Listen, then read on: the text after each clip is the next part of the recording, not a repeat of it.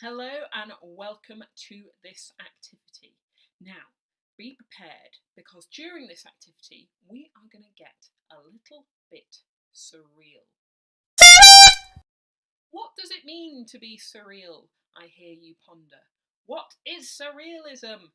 I hear you cry. Well, never fear, I have the answer.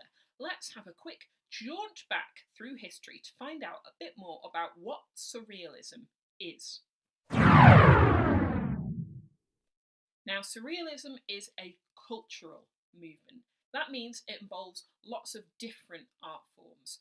Writing, film, theatre, dance, music, painting, sculpture, all sorts. Now, surrealism started in Europe just after World War I. It began in Paris, France.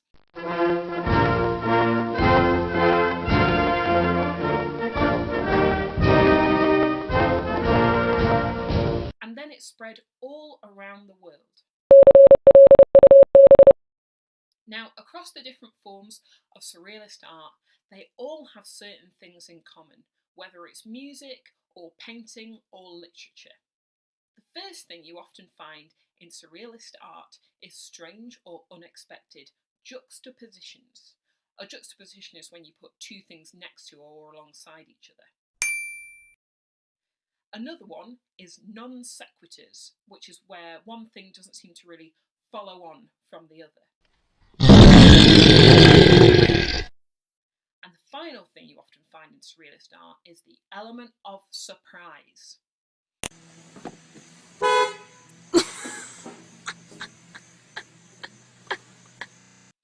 Now, that means that when you're coming across surrealist artworks, you might often find strange juxtapositions, like this Lobster telephone by Salvador Dali. You might find surprising objects, like this gazelle fur-clad teacup from Meret, Oppenheim. Or you might find stories full of non sequiturs, like this tale by the writer Leonora Carrington. I had received a royal summons to pay a call on the sovereigns of my country. The invitation was made of lace, framing embossed letters of gold. There are also roses and swallows. I went to fetch my car, but my chauffeur, who has no practical sense at all, had just buried it. I did it to grow mushrooms, he told me. There's no better way of growing mushrooms. Brady, I said to him, you're a complete idiot. You have ruined my car. Basically, surrealist art is often kind of random. Now, you might have come across before the idea of a collage. And often when we talk about collages, we're talking about visual art. Now, collage here would be a new artwork that's made up of existing pictures, a bit like this collage by Eugenia Lowley. Now, the surrealist writers like to use collage in their writing too. What they'll do is take bits of existing writing, put it in a new order and create something new. And that's what we're going to do today. Taking a leaf out of the Surrealist book, we're going to create our own word collages. Now, our word collages aren't going to be entirely random. We're going to have a bit of a theme for them. And that theme is where I'm from. Now, what does where I'm from mean? Well, it could kind of mean all sorts, really. It could mean the literal place that you are from, or places you've lived before. It could mean about where your ancestors are from. It could be something about the things that you like and dislike, the experiences that make you, you. It could be about the emotions you feel and the things you believe in. The phrase where I'm from is really open to interpretation. It might mean different things for different people, but I want you to bear that phrase in mind. Think about the idea of where I'm from, or I should say where you're from, as we go on a word scavenger hunt.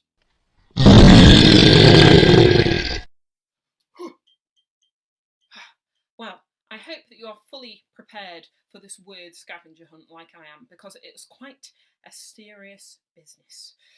We need to be brave and we need to be intrepid, because we are going on a hunt for some words, and we're going to hunt for them wherever words might be found. Now, that might very well be in your house. We could look in books, Meow.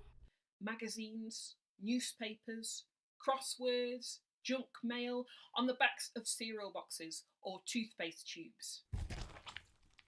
You might like to look outside, to go around your neighbourhood and look at street signs or shop fronts to find more words. But as you're looking for these words, I want you to find 10 short phrases that say something about you and where you're from. So as you're flipping through that book or reading the back of that shampoo bottle, is there a little phrase in there that says something about you and what you're like?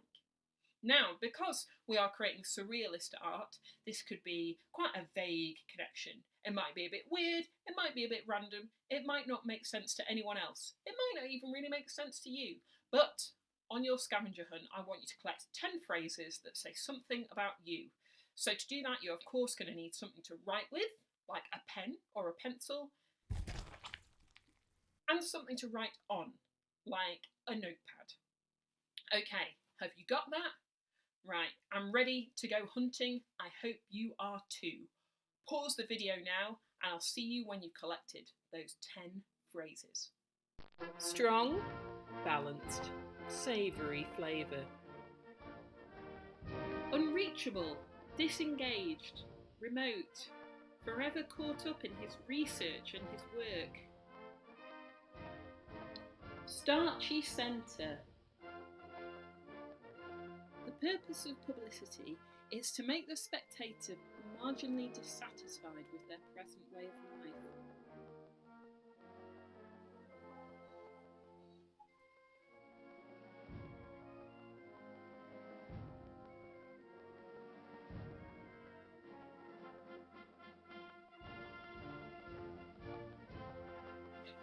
Okay, so you should now have got 10 phrases from around the place that say something about you and where you're from. Do you have that? 10 phrases, maybe in an order, a bit like a list. Well, those 10 phrases in a list are actually a surrealist poem.